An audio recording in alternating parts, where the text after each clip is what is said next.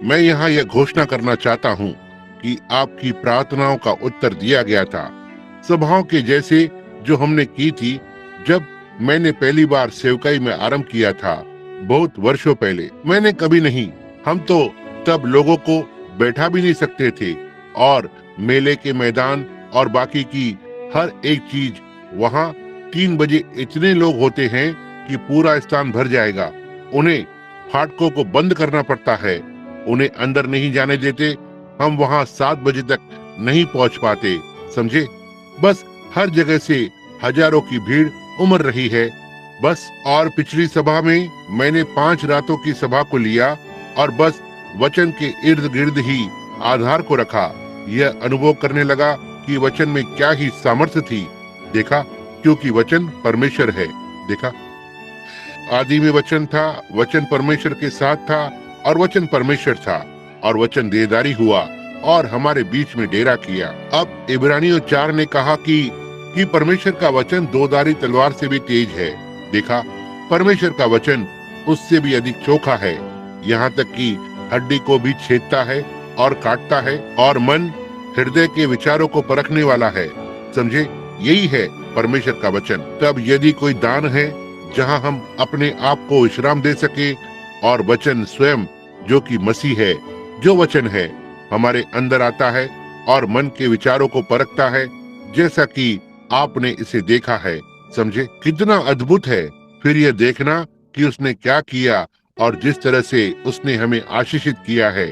और फिर कि मैं ये महसूस करता हूँ, इसे 4 रातों से उस वचन के इर्द गिर्द आधार को रख रहा हूँ, बस लोगों को शांति से बैठाकर, और उसके बाद बस विश्राम, और पवित्र आत्मा लोगों को बुलाता है और वहाँ सभा के लोगों में कामों को करता है। और फिर पिछले रविवार दोपहर को मैंने अमेरिका में अब तक की सबसे बड़ी चंगाई की पंक्तियों में से एक को देखा है, समझे। मैंने बिल्ली को 100 प्रार्थना कार्डों के साथ भेजा और जीन 100 के साथ और लियो 100 के साथ और रॉय को 100 के साथ, बस सारे कार्ड को दे दिया। लगभग 500 कार्ड थे। और फिर जब उन्होंने देखा कि वचन ने पकड़ बना ली है और ये क्या करेगा, फिर ठीक उस वचन पर बने रहते हुए उन्हें मंच पर लेकर आते, और मैंने पुरुषों और महिलाओं को अपनी बैसाखियों को फेंकते हुए देखा और इत्यादि। और वे बस इसे देखकर ही चंगे हो गए, इससे पहले कि वे मंच पर जाएं। देखा, परमेश्वर का वचन प्रचार किया गया था वहां से होते हुए और अपने आप में उन 5 संदेशों में अतः स्थापित कर दिया, या 4 संदेश में उनके हृदय में, इतना तक कि उन्होंने इसे अपने पूरे हृदय से विश्वास किया। तब केवल एक चीज जो उन्हें करना था कि किसी प्रकार का एक छोटा सा संपर्क हो। देखो, कुछ तो और जो एक वास्तविकता थी। और बस जैसे ही वे उस मंच पर पहुंचे, वे ठीक वहीं पर चंगे हो गए। मंच, बस इससे पहले कि वे मंच के पार पहुंचते। मैं विश्वास करता हूं भाइयों, यहाँ पर आप सभी भाई एड को जानते हैं, भाई एड हुपर को जानते हैं। क्या आप नहीं जानते? आप वहाँ नीचे अकनसास से हैं, उनसे भेंट। वो आरंभिक सेवकाई के आरंभिक भागों में मेरे साथ थे। उसने कहा यह पुराने समय की तरह लग रहा था। उसने कहा जब वे वर्षों पहले जिस तरह से किया करते थे, और ऐसे लोग थे जिन्हें ट्यूमर था जो इस तरह से था, ठीक होकर वापस आते, अंधे, बहरे, गूंगे, हर प्रकार की चीजें जो हमारे प्रभु ने ठीक की। यहाँ तक कि लोगों को छूना भी नहीं पड़ता है, वचन आगे जाकर और इसे कर रहा है। तब प्रभु ने मुझे एक संदेश दिया जिसे मैं कलीसिया में प्रचार करना चाहता हूँ। कभी तो जब मैं वापस आऊंगा मुझे मौका मिलता है। मैं बहुत ही व्यस्त हूँ। अब मुझे कल फिर से जाना होगा। इस लड़की के आने की प्रतीक्षा कर रहा हूँ, और इससे पहले कि मैं अपना सूटकेस घर में रखता, वहाँ कोई आ गया और मैं शायद तब से लेकर नहीं बैठा हूँ। देखा, मैंने अपने परिवार से भी बात नहीं की है जब से मैं आया हूँ, समझे। और यह वास्तव में एक तनाव है, और मैं भी आप सभी से मेरे लिए प्रार्थना करने का अनुरोध करता हूँ कि प्रभु मेरी सहायता करे कि मैं इसे रोके रखूं। अब हमारे भाई को यहाँ देखें जो वास्तव में बहुत ही बीमार है, इस खाट पर पड़ा हुआ है, और हमारे लिए थोड़ी देर में कोई तो आ रहा है कि लुइसविले में जाएं।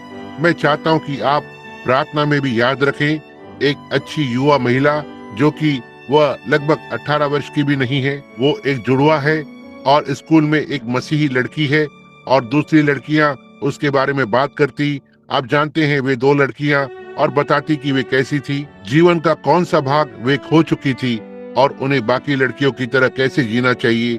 और एक लड़की इसे अनदेखा करने में सफल रही, दूसरी लड़की को एक जटिलता थी और उसे इसके बारे में बहुत बुरा लग रहा था और बस दूर होती जा रही थी और धीरे धीरे पीछे की ओर जा रही थी और इसके विषय में चिंता कर रही थी।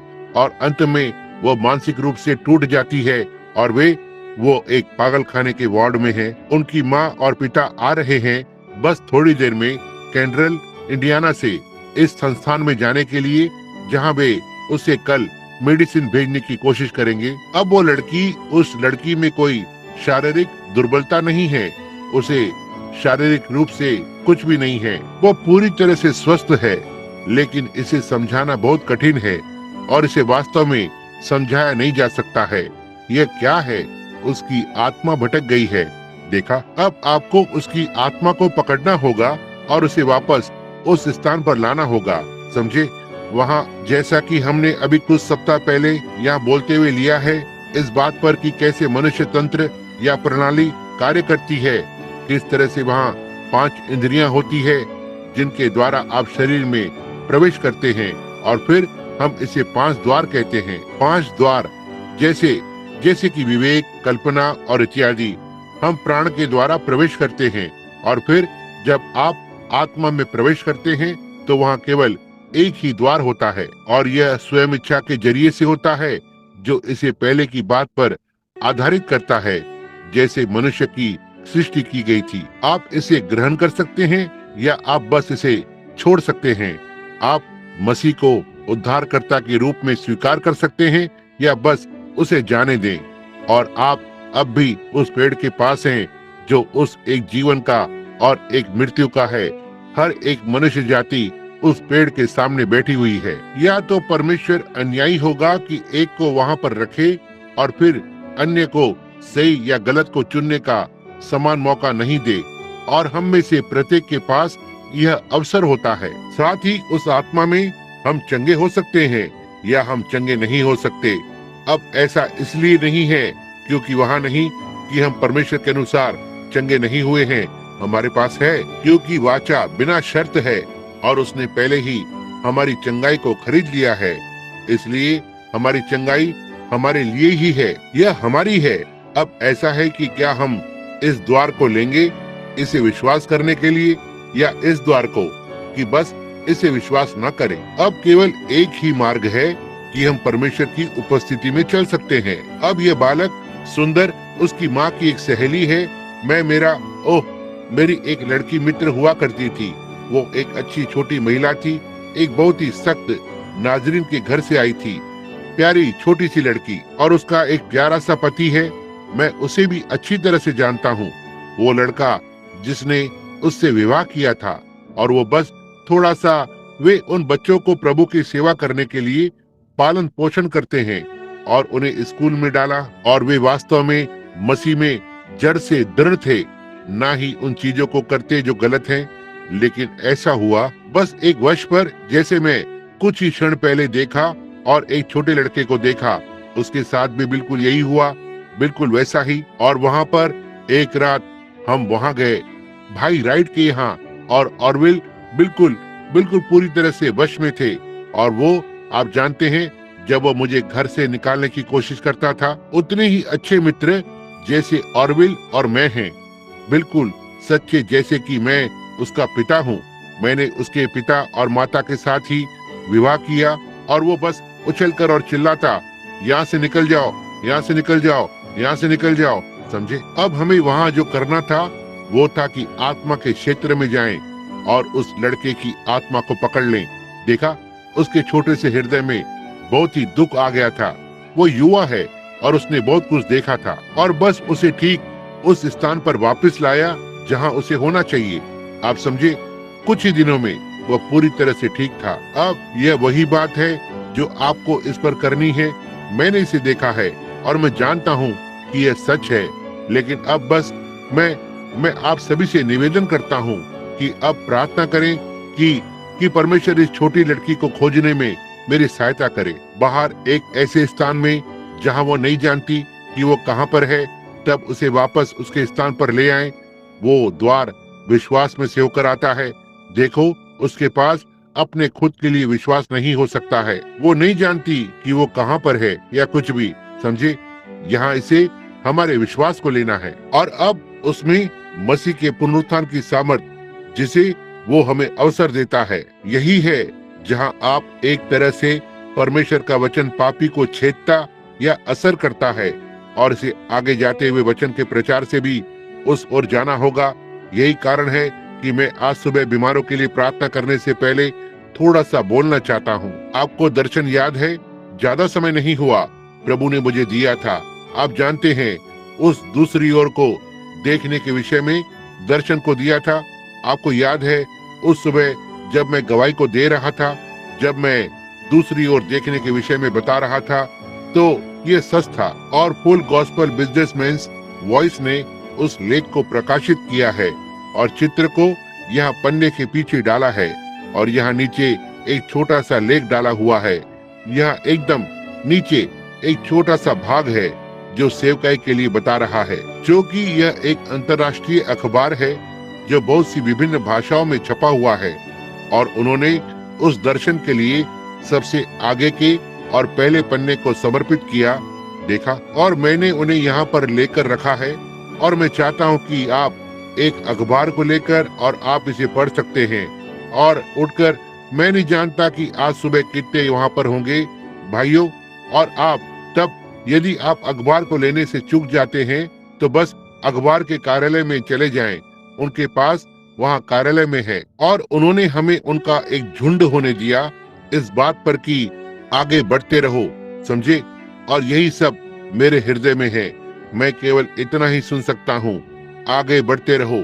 बस उस नदी के पार एक बेहतर देश है और आइए हम जोर लगाते रहें जब तक हम उस देश में नहीं पहुंच जाते। अब मैं सोचता हूँ कि वे यहाँ भाई स्ट्राइकर और बहन स्ट्राइकर के छोटे से बच्चे के समर्पण के लिए आए हैं, इसलिए कि बहन स्ट्राइकर, अब यह कितने हुए?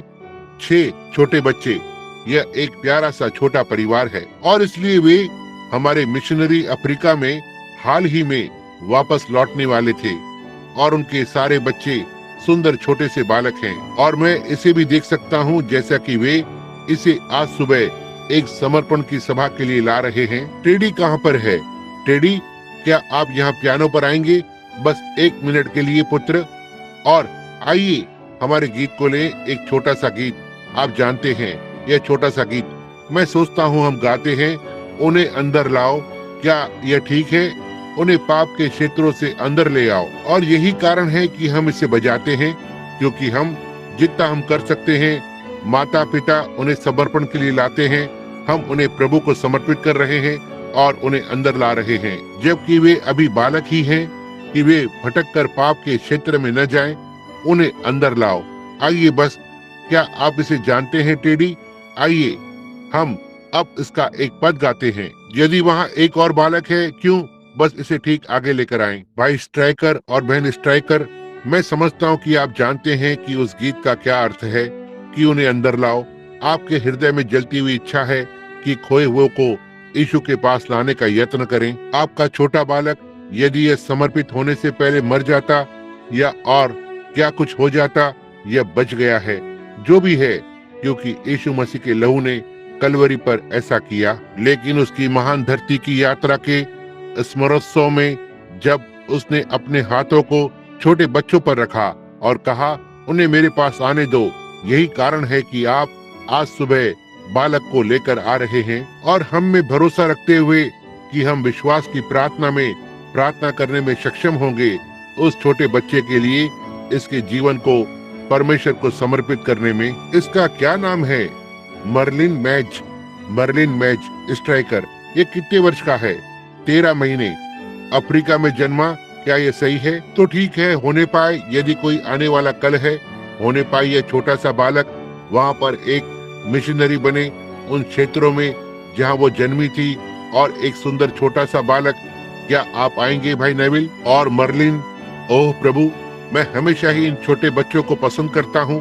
क्या यह छोटा बच्चा सुंदर नहीं है? आप कैसे हैं? आप कैसे हैं? आइए हम अपने सिरों को झुकाएं। मैं चाहता हूँ कि आप उस पर हाथों को रखें। हमारे स्वर्गीय पिता, हम आपके पास छोटी मर्लिन मैच स्ट्राइकर को लाते हैं। यह प्यारा सा छोटा बालक जो मिशन के क्षेत्रों में जन्मा था जब युद्ध जोरों से चल रहा था। मैं प्रार्थना करता हूँ कि आप इस बालक को आशीषित करेंगे। बाइबल में उन्होंने आपके पास ऐसे छोटे बालकों को लाया था। आपने अपने हाथों को रखा और उन्हें आशीषित किया।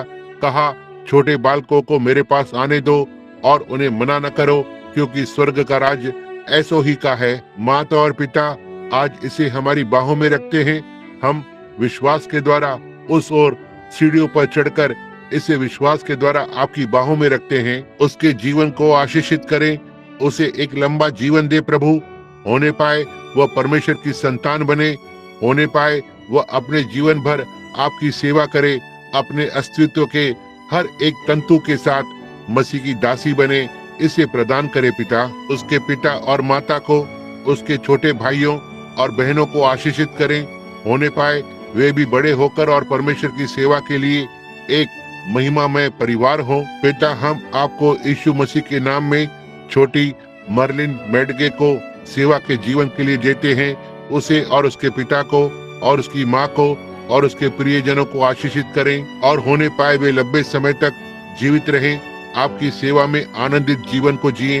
यीशु के नाम में आमीन। परमेश्वर आपको आशीष दे भाई स्ट्राइकर। परमेश्वर आपको आशीष दे। एक अच्छी छोटी महिला पर आशीष हो। धन्यवाद टेडी लड़के। मैं छोटे बच्चों से प्रेम करता हूँ। क्या आप नहीं करते? कितने लोगों ने कभी उस दर्शन को नहीं सुना जिसे प्रभु ने मुझे दिया था?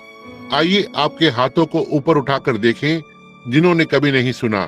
भाई नेविल, आपके पास शायद आपकी छोटी किताब है।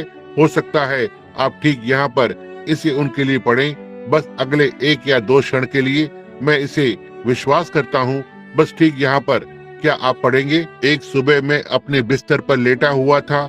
मैं तब ही नींद से जागा था और मैंने अपने हाथों को अपने सिर के पीछे रखा और अपने सिर को तकिए पर रखकर आराम किया। फिर मैं सोचने लगा कि दूसरी तरफ क्या होगा। मुझे एहसास हुआ कि मैंने अपनी आधी से ज्यादा जिंदगी जी लिया है। अगर मैं बूढ़ा होने तक मेरे लोगों के लिए जीवित रहूंगा और मैं इस जीवन को छोड़ने से पहले प्रभु के लिए और अधिक करना चाहता हूँ। मैंने एक आवाज को कहते सुना, तुम अभी आराम कर रहे हो, लड़ाई में जोर लगाओ, जोर लगाते रहो। जब मैं वहाँ शब्दों पर मनन कर रहा था, मैंने सोचा कि मैंने बस कल्पना की है कि मैंने एक आवाज को सुना है। फिर से आवाज ने कहा, लड़ाई में जोर लगाओ, बढ़ते रहो, बढ़ते रहो। अब भी अविश्वास हो रहा है। मैंने सोचा कि शायद मैंने उन शब्दों को अपने आप में बोला था। मैंने अपने होठों को अपने दांतों के बीच में रखा और अपने हाथ को अपने मुंह पर रखा और सुना। आवाज फिर से बोली, बस आगे बढ़ते रहो।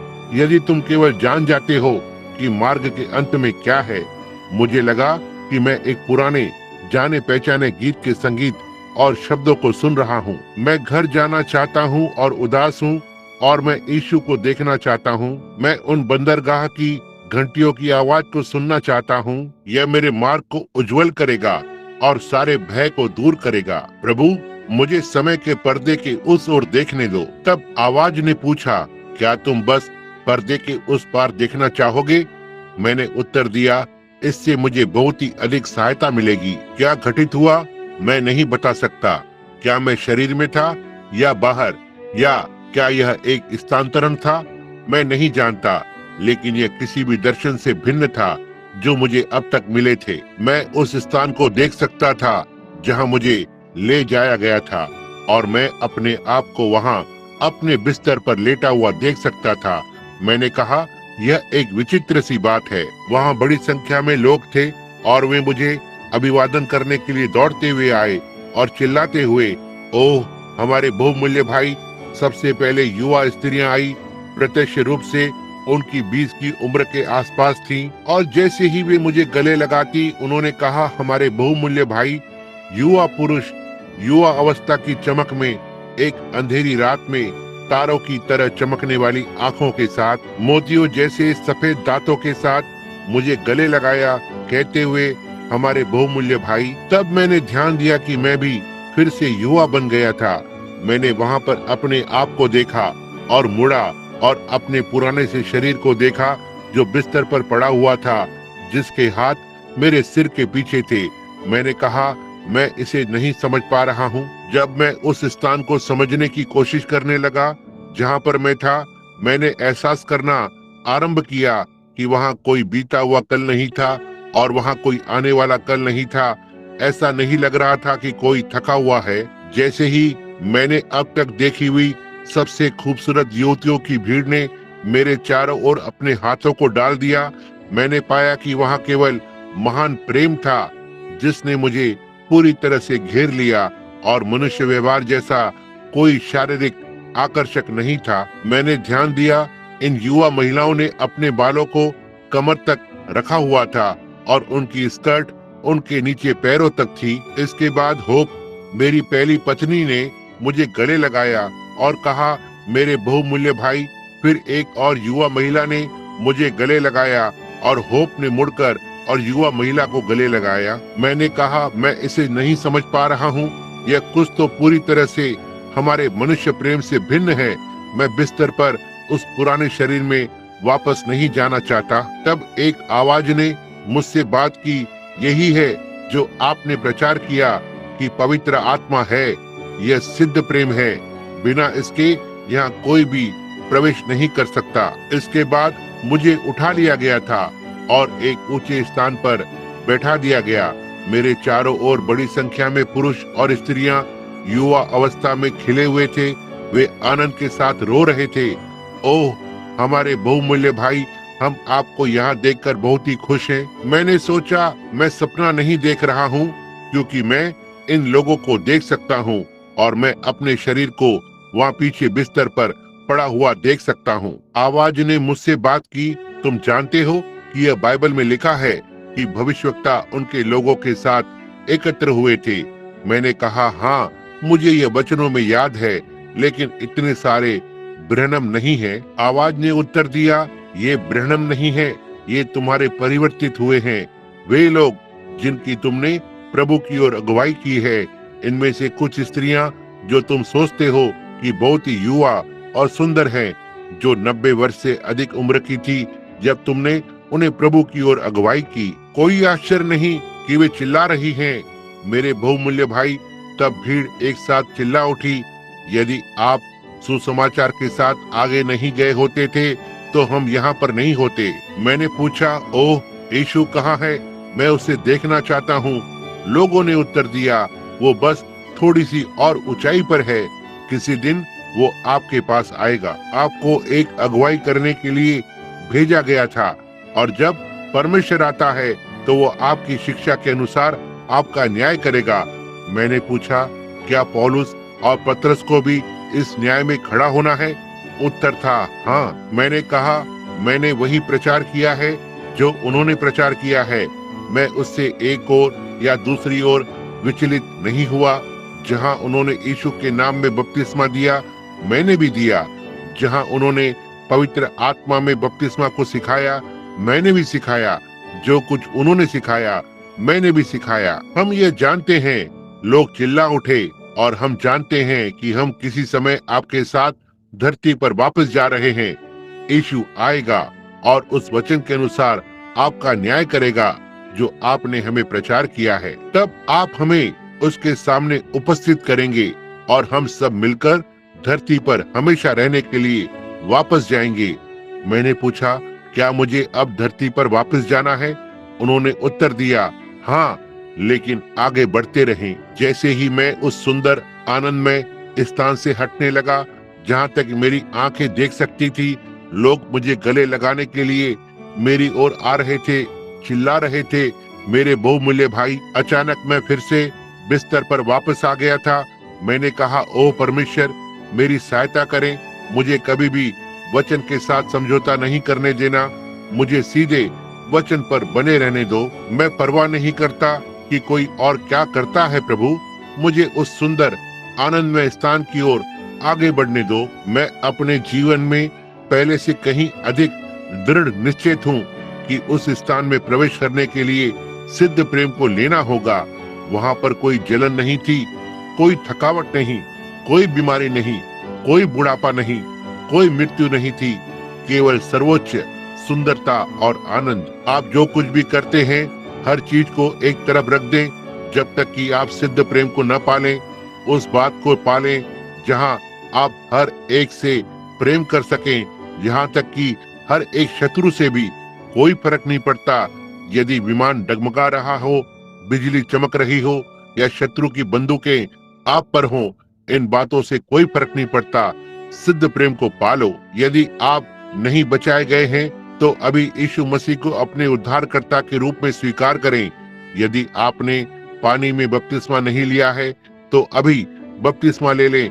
यदि आपने पवित्र आत्मा में बपतिस्मा को नहीं पाया है तो इसे अभी ग्रहण करें। उस सिद्ध प्रेम के लिए आगे बढ़ते रहें जो आपको उस सुंदर और आनंदमय स्थान पर लेकर जाएगा जो समय के पर्दे के उस ओर है। भाई, इसके लिए धन्यवाद। यही है, मैंने सोचा हो सकता है आप में से कुछ को इसे पढ़ने को मिले, और यदि आपके पास छोटी किताब नहीं है इसलिए आप इसे ले सकते हैं। फिर उस पन्ने के ठीक नीचे उसने वहाँ सेवकाई के विषय में एक छोटा सा लेख डाला। मैं नहीं जानता कि आपने इस पर ध्यान दिया या नहीं। आपके इसे पढ़ने के बाद ठीक नीचे निचले स्थान पर है, ठीक सबसे नीचे की ओर एक छोटे से लेख को डाला है। अब ये आकाश के नीचे हर भाषा में बहुत ही निकट है। आप देखते हैं कि इसे सारे संसार में पढ़ा जाना चाहिए। अब क्या तो ठीक है, आप कहते हैं, आप क्या कहेंगे भाई ब्रैनम? इससे पहले कि आप बीमारों के लिए प्रार्थना करें, यह इसके कारण है जिससे कि हम जान सकें कि हमारे प्रयास व्यर्थ नहीं है। समझे, हमें परमेश्वर के पास अवश्य ही उस प्रेम और विश्वास के मार्ग से होकर जाना है। विश्वास हमें मार्ग पर ले जाता है, प्रेम वो है जो हमें अंदर ले जाता है। मुझे क्षमा करें। अब क्या आप सोचते हैं कि परमेश्वर करेगा? अब आइए, अब आपका विश्वास एक स्थान पर आता है। क्या आप ये सोचते हैं? अब आप क्या सोचेंगे यदि सारे प्रयास जो कि यह आराधनालय और यहाँ लोगों के यह झुंड परमेश्वर के राज्य के लिए आगे रखा है? यहाँ पर बहुत से हैं जिन्होंने आपके बच्चों को परमेश्वर के राज्य के लिए स्वीकृति दी है। यहाँ बहुत से हैं जो बिना कपड़ों के चले गए हैं परमेश्वर के राज्य के लिए। बहुत से ऐसे हैं जो तूफानों में से होकर निकले हैं और बिना जूतों के अपने पैरों पर चले ताकि यहाँ आराधनालय में लेकर आए। यह सही है परमेश्वर के राज्य के लिए। क्या आप कल्पना कर सकते हैं कि एक कलाकार एक महान चित्र को चित्रित करता है, सुंदर इतना तक कि यह उत्कृष्ट या शानदार होता है, और उसके बाद बस इसे फाड़ देता है? उस कलाकार के साथ कुछ तो गलत होगा। क्या आप कल्पना कर सकते हैं कि एक संगीतकार एक गीत को तब तक लिखता है जब तक कि यह उत्कृष्ट या शानदार न हो, और उसके बाद उसके संगीत को फाड़ देता है? उस संगीतकार के साथ कुछ तो गलत होगा। समझे, परमेश्वर के साथ कुछ भी गलत नहीं है। परमेश्वर इस तरह की चीज को नहीं बनाता है कि बस इसे फाड़ कर फेंक दे। यह तो उसके राज्य के लिए है, यह उसकी महिमा के लिए है। हम में से हर एक जन इस तस्वीर में और इस गीत में एक भूमिका को निभाते हैं। हम परमेश्वर के राज्य के भाग हैं, और यही है कि हम अपनी भूमिका को निभा सकते हैं जब तक हम यह अनुभव करते हैं कि हम उस स्थान में कहां पर रखे हुए हैं। हम उस स्थान के लिए हैं और फिर ठीक उसी स्थान पर बने रहते हैं। और एक स्थान जिसे हम जानते हैं यह प्रेम में है, क्योंकि यही है जो तस्वीर को तैयार करता है। अब ये कठिन होता है जब आप इन दर्शनों को इस तरह से देखते हैं और चीजों को यह समझने के लिए कि उस ओर क्या है। काश मैं जान जाता उस मनुष्य ने इस छोटी सी बात को वहां पर डाला, यह कहने के लिए कि पुराने समय के भविष्यवक्ता उन्होंने कैसे इन दर्शनों को देखा और आदि और किस तरह से आज यहाँ तक कि जो भी हम इसे नहीं समझ सकते हैं, लेकिन प्रभु ने हमें इसके अंदर आगे जाने दिया और ये देखने के लिए कि यह क्या है। अब मित्रों, मैं सो नहीं रहा था और मैं बस आपके और मेरे बीच में और यहाँ इस कलीसिया के बीच मैं एक दर्शन में नहीं था। मैं जानता हूँ कि दर्शन क्या होता है। यहाँ कुछ लोगों ने अभी पिछले सप्ताह एक रात में 30 बार ऐसा घटित होते देखा। आप कल्पना कर सकते हैं कि आप पर कितना बोझ है। निश्चय ही आपको बेचैन करता है। क्या हो यदि आप इस तरह की सभा में जाते हैं और बस जिम्मेदारी होती है क्या सभा ठीक से हुई या नहीं, बस जिम्मेदारी आप पर होती है। आपको हर एक सेवक का उत्तर देना है, हर एक प्रश्न का, हर एक चीज का। सभा सही हो रही है या नहीं, यह केवल आप पर ही जिम्मेदारी है। देखो ये आपके लिए क्या करेगा। और वहाँ मेरे कुछ सहयोगी हैं जो बस सिर्फ किताबें बेच रहे हैं और आदि आदि। वे इतने घबरा जाते हैं, उन्हें घर जाना पड़ता है। देखो पड़े रहते हैं, उस रात कलीसिया में नहीं आते हैं। ओह ओह, ये बस भयानक बात है। जैसे मेरी बहू, प्यारी छोटी मसीही लड़की लोइस, बस सभा में जाने से बस इतना 8 सप्ताह या 7 सप्ताह लगातार इसी तरह से बस 1 या 2 दिन के लिए बिस्तर पर पड़े रहना था। देखो बिना किसी जिम्मेदारी के। देखा बिली बस कुछ प्रार्थना के कार्ड देने के लिए और बस टुकड़े टुकड़े कर दिया। परंतु देखिए सारा बोझ मुझ पर आता है। मुझे आप पर निर्भर रहना होगा कि मेरे लिए प्रार्थना करें। देखा इसके अलावा वे दावा करते हैं कि प्रेरणा के नीचे 20 मिनट का प्रचार, इसकी तुलना आपके शरीर की 8 घंटे की कड़ी मेहनत के साथ की जाती है।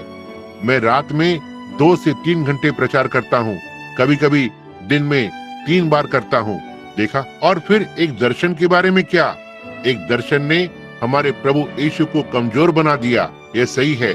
बाइबल ने कहा एक स्त्री ने उसके वस्त्र को छुआ, उसे कमजोर बना दिया। तो ठीक है, यदि एक दर्शन उसे कमजोर बना देगा, उस परमेश्वर के पुत्र को, तो मेरे विषय में क्या है।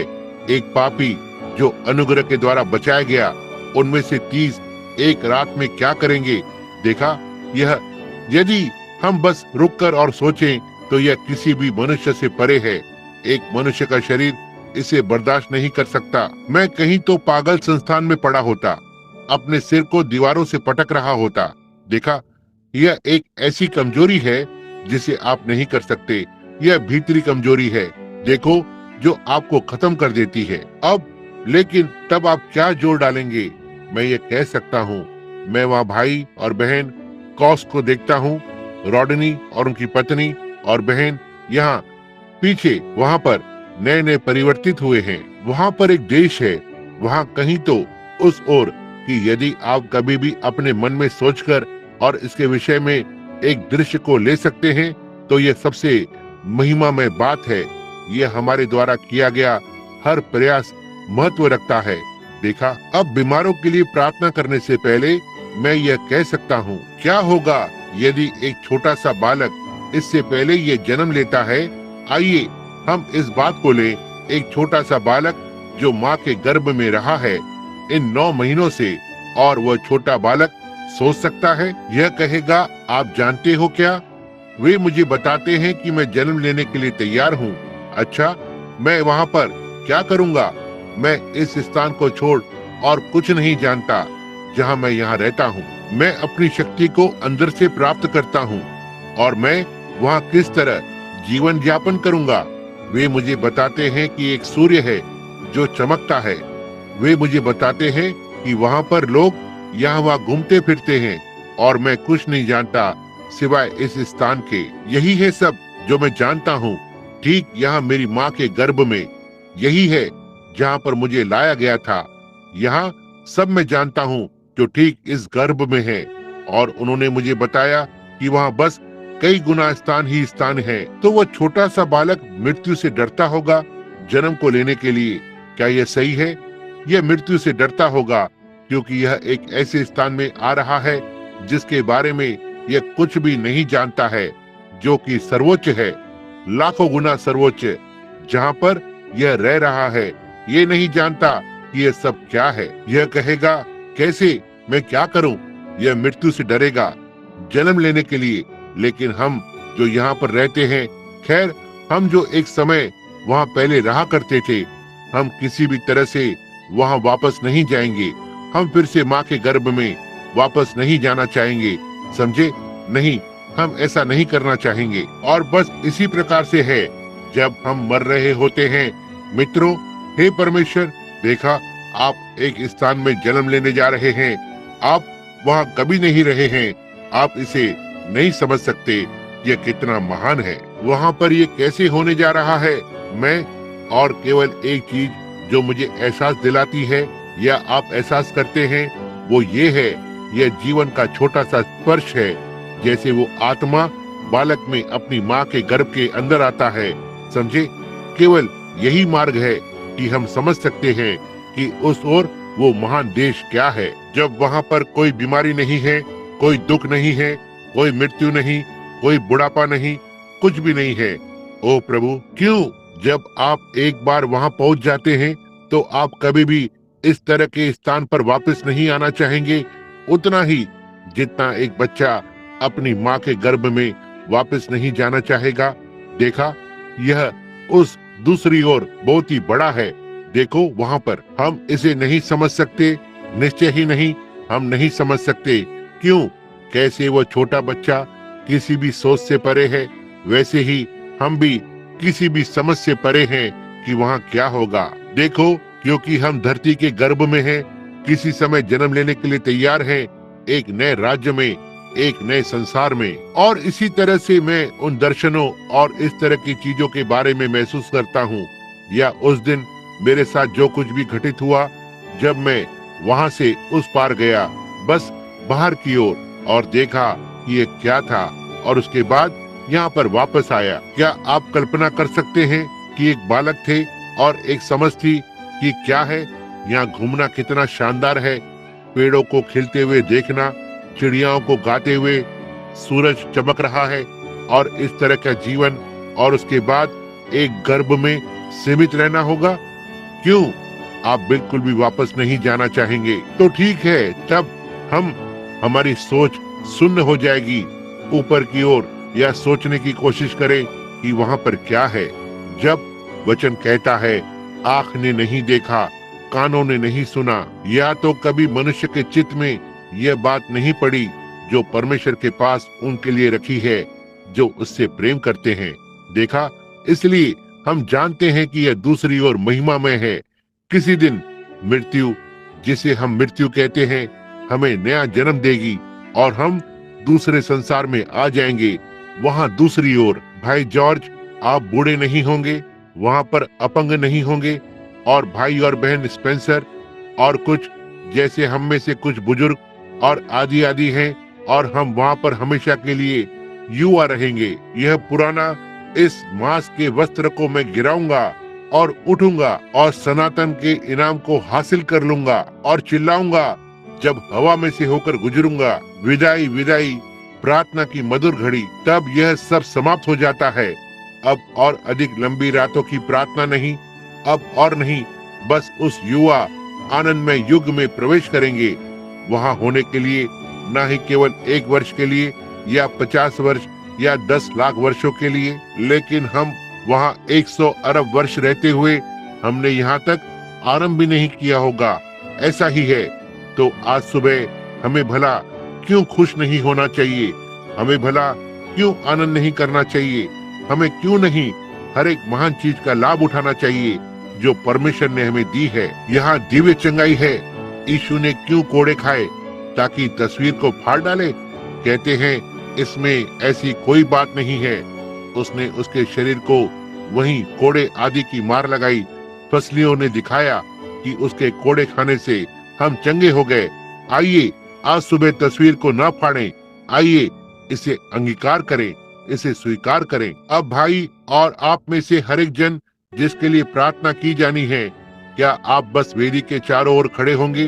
जबकि कुछ क्षण पहले संदेश आगे चला गया है, अनुवाद और अन्य जुबान के जरिए से, कि हम बीमारों पर हाथ रखें और परमेश्वर के सामर्थ के कामों को देखें। अब हमारे भाई, आपको खड़े होने की आवश्यकता नहीं है। भाई वहाँ चारपाई पर लेटे हुए हैं, हम आपके पास आएंगे। लेकिन यदि यहाँ कोई और है जिसके लिए प्रार्थना की जानी है, जो वेदी के चारों ओर खड़े होना चाहते हैं, जबकि भाई और मैं प्रार्थना करते हैं और बीमारों पर हाथ रखते हैं, आप ठीक अभी आगे आ जाएं और याद रखें, उस तस्वीर को गले लगाएं। उसके कोड़े खाने से हम चंगे हुए थे। मैं इसे नहीं समझता प्रभु, निश्चय ही आप नहीं समझते। आप अब भी धरती के गर्भ में हैं। लेकिन उसने उन तैयारियों को किया और वो नहीं लेगा। उसे क्यों कोड़े लगाए थे? क्या तस्वीर को फाड़ने के लिए या गीत को फाड़कर इसे फेंक दें? नहीं श्रीमान, उसे कोड़े लगाए गए थे, घायल किया और लहूलुहान हुआ था, जिससे कि हम चंगे हो सकें। और उसके द्वारा हम, उसके कोड़े खाने से हम चंगे हुए हैं। हम में से हर एक जन अब जैसा कि आप आ रहे हैं, वेदी के चारों ओर प्रार्थना के लिए एकत्र हो रहे हैं। अब यहाँ बहुत कुछ प्रभावशाली अमेरिकी सुसमाचार प्रचारक हैं और इस बारे में बात करते हैं। आपको यह करना है, वो करना है। वहाँ एक बात है, मैं आपके साथ इसके विषय में ईमानदार होना चाहता हूँ मेरे मित्र। वो चीज जिस तरह से परमेश्वर चंगा करता है, उसकी सेवा के आधार पर है। देखा, यह उसकी सेवा के आधार पर है। हमें अपनी चंगाई को अवश्य ही इस आधार पर स्वीकार करना है कि हम चंगे होने के बाद उसकी सेवा करेंगे। अब बाइबल ने कहा, अपनी गलतियों को एक दूसरे के सामने मान लो, एक दूसरे के लिए प्रार्थना करो, जिससे कि आप चंगे हो जाएं। देखा, यह इस आधार पर है, आप परमेश्वर की सेवा करेंगे। आप में से बहुत से हो सकता है मरने की स्थिति में है और आपको मरना ही है यदि कुछ बात जगह नहीं लेती है। तब मैं चाहता हूँ आप अपने हृदय में, अब हम आपका तेल से अभिषेक कर सकते हैं। हम आपके लिए प्रार्थना कर सकते हैं। पास्टर और मैं विश्वास की प्रार्थना करें, जो कुछ भी हम कर सकते हैं। लेकिन यह तब तक भला नहीं करेगा जब तक आप स्वयं मसीह के साथ संगति में प्रवेश नहीं करते हैं। देखा, आपको उस संगति में आना है कि मैं देखता हूँ कि एक युवा महिला अभी वहाँ पर चल रही है। ज्यादा समय नहीं हुआ, वो घर पर आई थी किसी चीज के साथ, जैसे कि ट्यूमर या हाजकिन की बीमारी, और वो विश्वास के द्वारा मेथोडिस्ट है।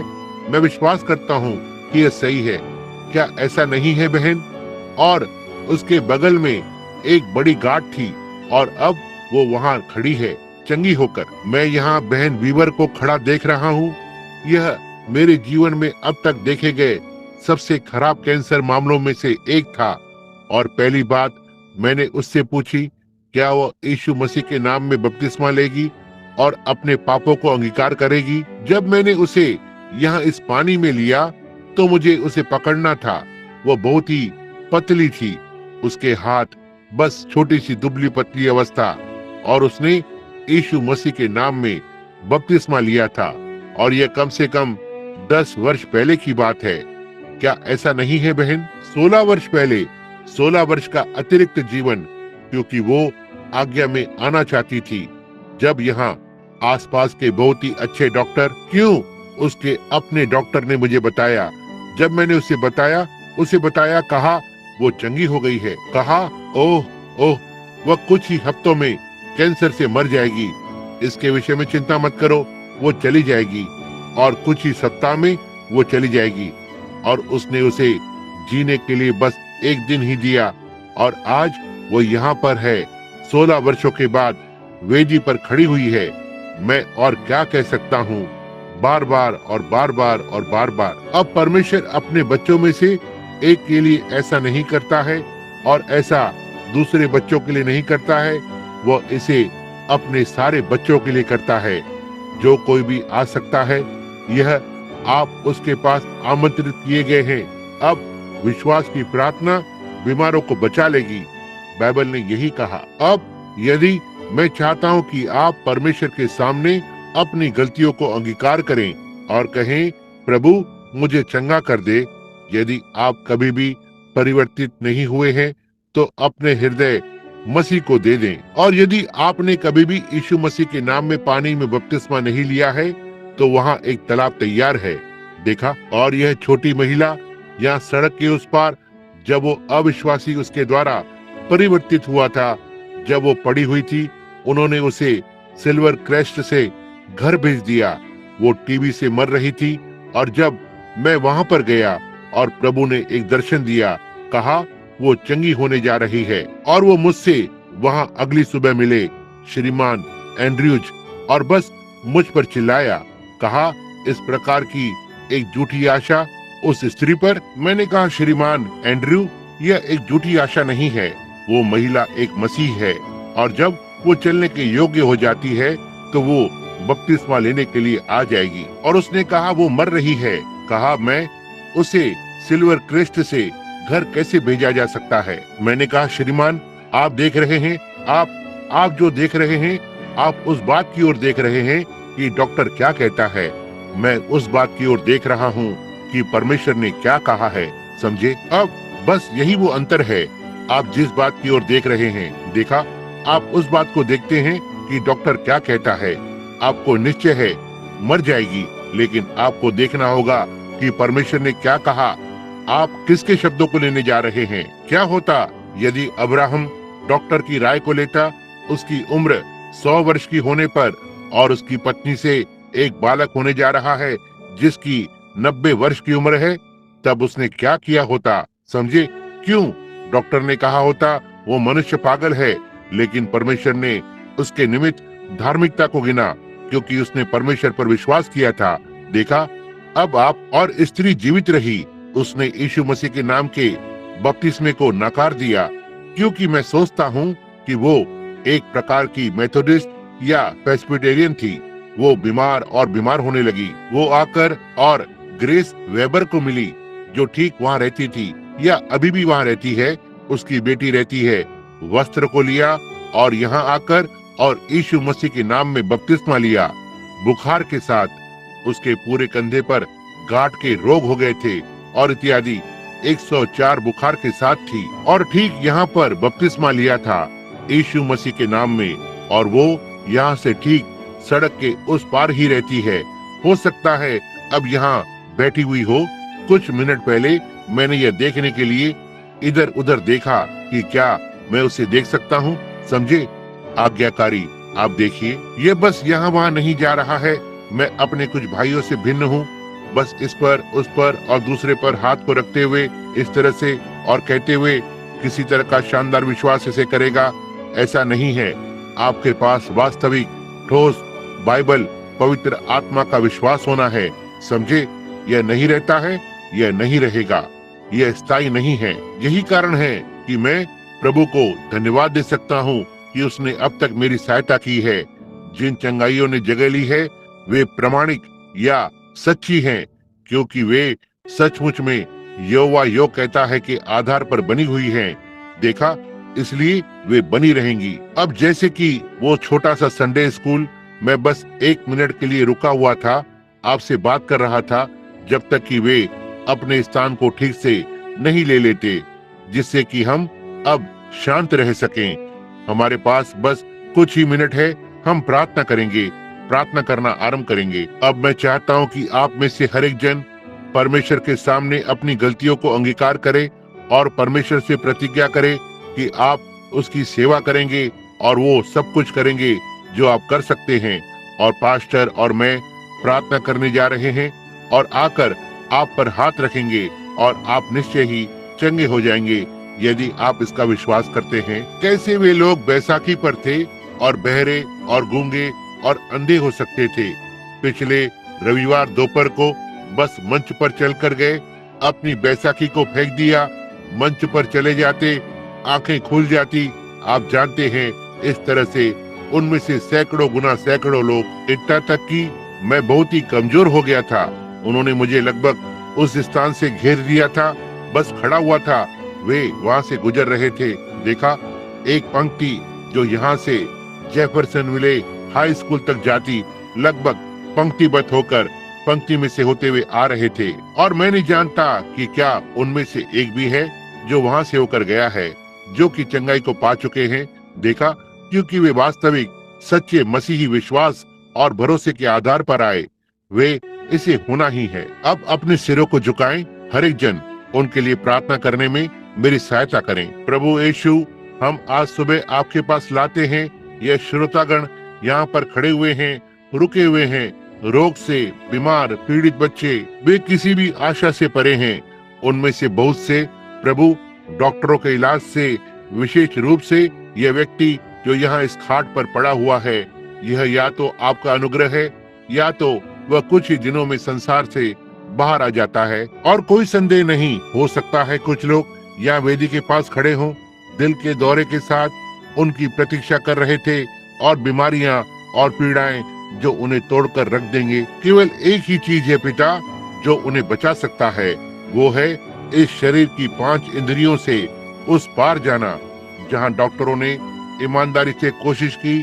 कोई संदेह नहीं कि उनके जीवन को बचाए, रोग, कैंसर, टीबी, हृदय रोग से, और सारे मलम पट्टी के साथ, और ट्यूब और सामग्री और रोगाणु से लड़ने वाली दवा। शत्रु की भीड़ ठीक वहां पर आती है ताकि उनके जीवन को ले ले। और मैंने व्यक्त किया है प्रभु, मैं विश्वास करता हूँ आपके विचार को उन पर, और मैंने आज सुबह उस मनुष्य को अन्य जुबान में बोलते हुए सुना है और उस अनुवाद को दिया गया है। आज क्या होगा, उनमें से कुछ इसे ग्रहण करने जा रहे हैं प्रभु। निश्चय ही ये सही है, मैं इसे विश्वास करता हूँ। और अब जैसा कि बाइबल में लिखा है कि दाऊद, वो छोटा चरवाहा लड़का, अपने पिता की भेड़ों की रखवाली कर रहा था बाहर रेगिस्तान के पीछे, और एक दिन एक सिंह अंदर आ गया और उसके पिता के मेमनों में से एक को ले लिया और उसे लेकर भाग गया। और वो छोटा चरवाहा लड़का विश्वास के साथ इस सिंह का सामना करने के लिए जाता है। उसके पास क्या था? ना ही आधुनिक राइफल या बंदूक, लेकिन उसके पास एक छोटी सी गोफन थी, और वो उस सिंह के पीछे पीछे चला गया। उसने उस सिंह को मार डाला और उस भेड़ को वापस ले आया। एक भालू अंदर आया और एक को ले लिया। वह उस भालू के पीछे चला गया जो उसे जमीन पर कुचल सकता था, लेकिन उसने भालू के आकार के बारे में नहीं सोचा, या सिंह की शक्ति, या उसकी फुर्ती, या गोफन के साथ उसकी अयोग्यता। लेकिन जब वो राजा शाऊल के सामने खड़ा था, उसने कहा, तेरे दास ने अपने पिता की भेड़ को चराया, और सिंह ने आकर और एक को लिया और भाग गया, और मैं उसके पीछे पीछे गया और भेड़ को वापस लेकर आया। उसने कहा, वही परमेश्वर जिसने मुझे हाथ से छुड़ाया, या उस भालू के पंजे से, या उस सिंह के जबड़े से, और इस खतना रहित फिलिस्तीनी को लेकर और मेरे हाथ में कर सकता है। हम जानते हैं किस तरह से कहानी आगे बढ़ती है कि उसने घात किया, एक मनुष्य को मार डाला जो उससे बहुत गुना बड़ा था और एक योद्धा था। कैसे इसने शाऊल को चकरा दिया, वो बड़ा राजा, महान पराक्रमी मनुष्य। किस तरह से वो छोटा सा लड़का गोफन में इतना विश्वास कर सकता है?